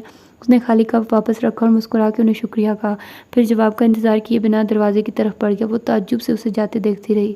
اس کا گھر آفس سے 16 منٹ کی ڈرائیو پر. وہ ٹھیک 7:35 پہ گھر سے نکلتا ہے. ڈرائیور اردل اس کے کار میں بیٹھنے سے پہلے ہی کار کا ٹمپریچر سیٹ کر دیتا ہے، 1 ڈگری بھی اوپر نیچے نہیں. اپارٹمنٹ بلڈنگ کے سیاہ سلاخدار گیٹ کے ساتھ اس کی سیاہ کار تیار کھڑی تھی۔ اسے دیکھتے ہی سوٹ میں ملبوس ڈرائیور اردل نے پچھلی سیٹ کا دروازہ کھولا۔ وہ موبائل پہ سر جھکائے اندر بیٹھا۔ وہ آفس کے راستے میں کہیں نہیں رکتا، ایک لمحے کے لیے بھی نہیں۔ درمیانی راستے میں مخصوص پوڈ کاسٹ سنتا اور فائنینشیل ٹائمز، بلومبرگ اور اسکائی نیوز کی شہ سرخیاں دیکھ لیتا۔ اس کو صبح صبح تمام اسٹاک ریٹس اور قیمتیں معلوم ہوتی ہیں۔ وہ ایک منٹ بھی ضائع نہیں کرتا۔ ماہر کی سیاہ کار ترابیا سے لیونت کی طرف سفر کر رہی تھی۔ کار میں ایک پوڈ کاسٹ گونج رہی تھی۔ وہ پچھلی سیٹ پہ بیٹھا فون اسکرین اسکرول کرتا آج کے ریٹس دیکھ رہا تھا۔ نمبرز ہی نمبرز۔ اردل، کار روکو۔ دفتر اس نے پکارا تو اردل نے تعجب سے اسے بیک ویو مرر میں دیکھا، پھر کار روک دی۔ سامنے پھولوں اور پودوں کی ایک دکان تھی۔ چونکہ وہ درمیان میں کہیں نہیں رکتا اس لیے ٹھیک 7:51 پہ وہ یہاں ہوگا۔ ریسیپشن پہ کھڑی شبنم نے گھڑی دیکھی اور مسکرا کے دروازے کو دیکھا۔ وہ بس آنے ہی والا تھا۔ پھر وہ سیلین کو مزید معلومات دیتے ہوئے کہنے لگی، ماہر بے کو آفس میں کوئی فالتو چیز پسند نہیں، اسی لیے آفس میں کوئی پھول یا پودا نہیں ہے، کیونکہ ان کا خیال رکھنے کے لیے مالی رکھنے پڑتے ہیں، اور ماہر پیسہ اور وقت ان چیزوں پہ ضائع نہیں کرتا جن میں اسے کوئی مفاد نظر نہ آئے۔ کہا تھا نا میرا باس انسان نہیں مشین ہے، سیلین نے چچ کہتے ہوئے ایک کان کی لو کو چھوا۔ شبنم اب بار بار گھڑی دیکھ رہی تھی۔ 7:52 ہو چکے تھے اور ماہر نہیں آیا تھا۔ پہلی دفعہ اسے بے چینی ہوئی۔ کبھی کبھی وہ 5 منٹ جلدی آ جاتا تھا لیکن دیر سے نہیں۔ 8:05 پہ شیشے کے دروازے کھلے اور وہ بالآخر اسے نظر آیا۔ شبنم کا چہرہ کھل اٹھا۔ سوٹ میں ملبوس ماہر سنجیدہ چہرے کے ساتھ اندر آ رہا تھا۔ شبنم کو دیکھ کے مسکرایا اور ایک نظر اس کے لباس کو دیکھا۔ یہ کلر تم پہ بالکل اچھا نہیں لگتا شبنم۔ شکریہ ماہر بھائی، میں سیلری ملتے ہی ایسے 3 مزید ڈریس لوں گی۔ وہ بھی مسکرا کے بولی، پھر اس کی مسکراہٹ غائب ہوئی۔ ماہر کے پیچھے آتے اردل نے ایک شے شبنم کے ہاتھوں میں تھمائی۔ وہ ایل پودا تھا، سفید گملے میں لگا ننھا سا کیکٹس، ڈیسک پلانٹ۔ اس نے ناسمجھی سے اردل کو دیکھا جو لاعلمی سے شانے اچکا کے پیچھے ہو گیا۔ اس کا کیا کرنا ہے ماہر بے؟ شبنم نے بغور ماہر کو دیکھا اور اس کی چند دن کی بڑی شیو کو بھی۔ یہ میرے آفس میں جائے گا، تحکم سے کہہ کے اس نے نظریں پھیری۔ ریسیپشنسٹ کے غیر شناسا چہرے کو دیکھ کے رکا۔ تم یقیناً بیلین ہو، نئی ریسیپشنسٹ۔ ماہر چند قدم آگے آیا، ریسیپشن ڈیسک کے سامنے رکا، بغور سر سے پیر تک سیلین کو دیکھا۔ وہ قدرے کنفیوزڈ نظر آتی تھی۔ خوش آمدید ماہر بے۔ سیلین خانم، ریسیپشنسٹ کی بنیادی ڈیوٹی کیا ہوتی ہے؟ وہ کچھ کہنے لگی لیکن وہ کہہ رہا تھا مسکرانا، صرف مسکرانا۔ ریسیپشنسٹ وہ پہلا انسان ہوتا ہے جسے ہم صبح دیکھتے ہیں، اس لیے اس کے مسکرا کے ورکرز کو خوش آمدید کہنے سے دن کا آغاز بہتر ہوتا ہے۔ سیلین نے چہرے پہ مصنوعی مسکراہٹ طاری کر لی۔ جی ماہر بھائی، میں چھوٹی چھوٹی باتوں پہ جاب سے نہیں نکالتا، ناغے اور کام میں سستی بھی نظر انداز کر دیتا ہوں، لیکن ایک چیز میں برداشت نہیں کرتا۔ سیلین سانس روک کے سن رہی تھی۔ جوتے، برے جوتے۔ ماہر فرید کی مسکراہٹ غائب ہو چکی تھی اور اب وہ ناپسندیدگی سے سیلین کے جوتوں کو دیکھ رہا تھا۔ اس نے گڑبڑا کے اپنے پیروں میں موجود اسٹالٹو دیکھے۔ میرے آفس میں کوئی اتنے غیر آرامدہ جوتے پہن کے نہیں آتا۔ اگر تم دوبارہ مجھے ان جوتوں میں نظر آئی تو دروازہ اس طرف ہے، سختی سے کہا اور لفٹ کی طرف بڑھ گیا۔ عام حالات میں شبنم مسکراتی لیکن فی الحال ہاتھ میں پکڑے ننھے سے پودے نے اسے لاجواب کر دیا تھا۔ یہ کیا ہو گیا تھا ماہر کو؟ وہ ماہر کے پیچھے بھاگی لیکن وہ اس کا انتظار کیے بغیر اوپر جا چکا تھا۔ وہ سیڑھیوں کی طرف لپکی اور جب وہ ہامتی ہوئی بلائی منزل پہ پہنچی تو وہ پہلے سے مین ہال میں کھڑا تھا۔ وہاں سٹاف کے کیبن بنے تھے اور وہ ایک کیبن کے ساتھ رکا ہوا تھا اور جھک کے کام کرتی لڑکی کے گرافک ٹیلنٹ کو دیکھ رہا تھا۔ لڑکی نے اپنا کام دکھاتے ہوئے اشتیاق سے پوچھا، کیسا ہے یہ سر؟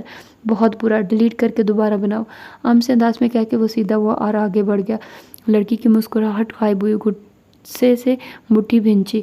سر آپ میری حوصلہ افزائی بھی کر سکتے تھے، اس نے پیچھے سے پکارا۔ ماہر فرید سے کیف میں کوئی کچھ بھی کہہ سکتا تھا۔ وہ جاتے جاتے پلٹا اور اسی ٹھنڈے انداز میں لڑکی کو دیکھا۔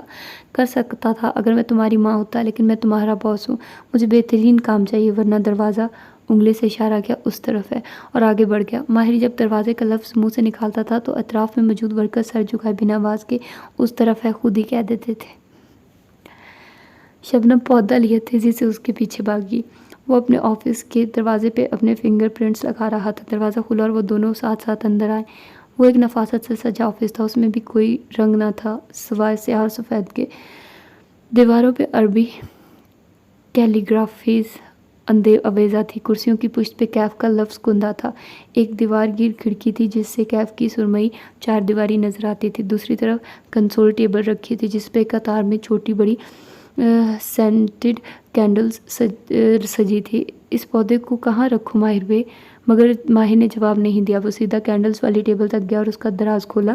وہاں 2 لائٹرز رکھے تھے. ماہر نے جیب سے تیسرا لائٹر نکالا اور شبنم کو دکھایا. یہ لائٹر میں یہاں رکھ کے گیا تھا شبنم، لیکن کسی نے اسے نکال کے، اس نے تھوک نکلا، کسی عورت کے پرس میں ڈال دیا تھا. مجھے یہ اس عورت سے ملا ہے اور میں اسے واپس لے آیا ہوں. سوال یہ ہے کہ میرے آفس میں میری غیر موجودگی میں کون آیا تھا؟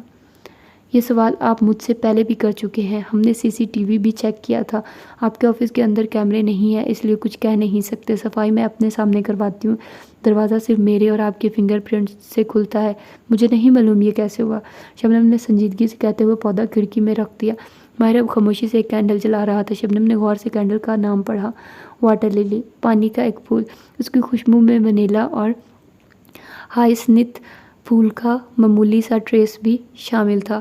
وہ ماہر کے موڈ کو اس کی جلائی گئی موم بتیوں سے پہچان لیتی تھی. وہ پانی کے پھول کی یہ موم بتی تب جلاتا تھا جب اسے کام کرنا ہوتا تھا. ماہر کو پانی دیکھتے ہوئے کام کرنا پسند تھا، لیکن اس کا یہ اسٹوڈیو آفس پانی سے کافی دور تھا. ایسے میں پانی کے پھول کی خوشبو کافی تھی. 9 بجے ہم ماڈل میکرز کے ساتھ بیٹھیں گے اور 9:40 پہ پروجیکٹ ٹیم کے ساتھ.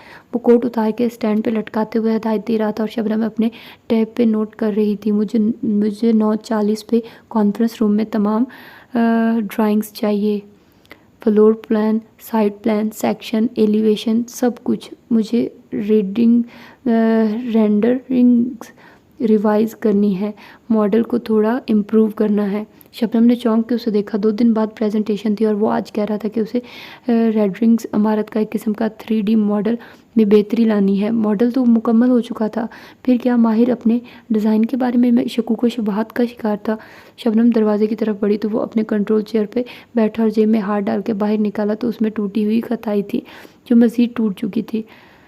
چند بھرے دانے جیب سے نکل کے زمین پہ گرے. کڑک چائے، پرانے لاہور اور عثمان کی بیٹھک کی خوشبو ایک دم سارے میں پھیل گئی. ایک اداس مسکراہٹ اس کے لبوں پہ بکھر گئی. اس نے دراز کھولا اور خطائی اندر رکھ دی. شبنم کے دروازہ بند کرنے سے پہلے ہی باہر سے آتی زرینہ نے دروازہ تھام لیا. ماہر نے چونک کے سر اٹھایا اور ایک دم تیزی سے دراز بند کیا. اندر آتی زرینہ نے اس کا دراز بند کرنا نوٹس کیا تھا، لیکن نظر انداز کر کے آگے آئی اور مسکرا کے اس کے سامنے کرسی کھینچی. وہ سفید بنا آستین کے ڈریس میں ملبوس تھی. پیروں میں سفید لانگ بوٹس تھے جو گھٹنوں سے ذرا نیچے تک آتے تھے. گردن میں لمبی چھوٹی بہت سی سنہری زنجیریں پہن رکھی تھی. بلدار بال دونوں کندھوں پہ بلو ڈرائی کر کے ساتھ کیے گئے تھے. ہم نے تمہیں بہت مس کیا ماہر. وہ سامنے بیٹھی اور لانگ بوٹس والی ٹانگیں ایک دوسرے کے اوپر چڑھا لی. جانتا ہوں. ماہر نے باکس سے ٹیشو کھینچا اور جھک کے زمین پہ گرے ذرے صاف کیے. پھر ٹیشو پیپر بن میں پھینکتے ہوئے سیدھا ہوا. زرینہ نے غور سے اس کی اس حرکت کو دیکھا. لاہور میں تمہارے جیسے صفائی اور نفاست پسند آدمی نے کیسے گزارا کیا ہوگا؟ ماہر نے کونیاں میز پہ رکھی اور سنجیدگی سے زرینہ کو دیکھا. مجبور آدمی کہیں بھی گزارا کر سکتا ہے زارا، چاہے وہ لاہور ہو یا ذہنی امراض کا انسٹیٹیوٹ. کہتے ہوئے اس نے ایک نظر اپنی میز پہ ڈالی. میز کے کونے پہ ایک فریم لٹکا رکھا تھا. اس فریم کو سیدھا کرنے کی اجازت کسی کو نہ تھی. زرینہ نے اس کی نظروں کا تعاقب کیا. کیا تمہیں کچھ ملا؟ ماہر نے نفی میں سر ہلا دیا. اس کا چہرہ اسپاٹ تھا. کچھ معلومات میں نے تمہیں بابا سے چھپا کے دی تھی، کبیرہ سادان کی. وہ کام آئی؟ وہ نرمی سے پوچھ رہی تھی. ماہر نے نفی میں سر ہلا دیا. زرینہ نے غور سے اسے دیکھا. آنکھیں چھوٹی کی. وہ کھڑکی میں رکھے کیکٹس کے پودوں کو دیکھ رہا تھا. گزشتہ 1 ماہ سے وہ اس سے ایسا ہی کٹا سا تھا، چپ بجھا ہوا. کیا تم واقعی پاپا کے کہنے پہ لندن واپس چلے جاؤ گے؟ میں نے ان سے وعدہ کیا تھا ہے زارا، اور میں اپنی زبان سے نہیں پھرتا. وہ اس کی طرف دیکھے بنا اپنا سسٹم آن کر رہا تھا. کچھ تھا ماہر فرید میں جو بدل گیا تھا. کیا یہ اس کی بڑی شیو تھی یا اس نے گردن گھمائی؟ کھڑکی میں رکھا پودا تھا. تمہیں پودوں کا شوق کہاں سے ہوا؟ زارا مجھے 9 بجے کی میٹنگ سے پہلے کچھ کے PIs دیکھنے ہیں پلیز. دروازے کی طرف اشارہ کیا. شور، تم کام کرو. زرینہ نے مصنوعی مسکراہٹ چہرے پہ سجا لی اور اٹھ کھڑی ہوئی. جاتے جاتے اس نے ایک نظر اس کے دراز پہ ضرور ڈالی تھی. وہ جانتی تھی ماہر لاہور کیوں گیا تھا. وہ اس کی حاصل تلاش سے واقف تھی، لیکن ماہر نے کہا تھا کہ اس بہانے میں وہ 2 ماہ خاموشی اور سکون سے اپنے ڈیزائن پہ کام بھی کرے گا. وہ ماہر کو جانتی تھی. وہ جہاں بھی جاتا تھا صرف کام کرتا تھا، لیکن لاہور میں کچھ ہوا تھا، کچھ ایسا جس نے اسے زارین اپنی بہترین دوست سے بھی دور کر دیا تھا. تو یہ تھا مالا کی 5th ایپیسوڈ کا پہلا پارٹ. آئی ہوپ آپ لوگوں کو اچھا لگا ہوگا. مجھے تو بہت ہی مزے کی اسٹوری لگ رہی ہے اور میرے دل نہیں کر رہا ختم کروں، لیکن آئی تھنک سو 54 منٹ کی ہو چکی ویڈیو اور اس سے زیادہ آپ لوگ بھی برداشت نہیں کر پائیں گے، تو اتنا ہی کرتے ہیں. ٹھیک ہے، انشاءاللہ اگلے پارٹ میں ملاقات ہوتی ہے. اللہ حافظ.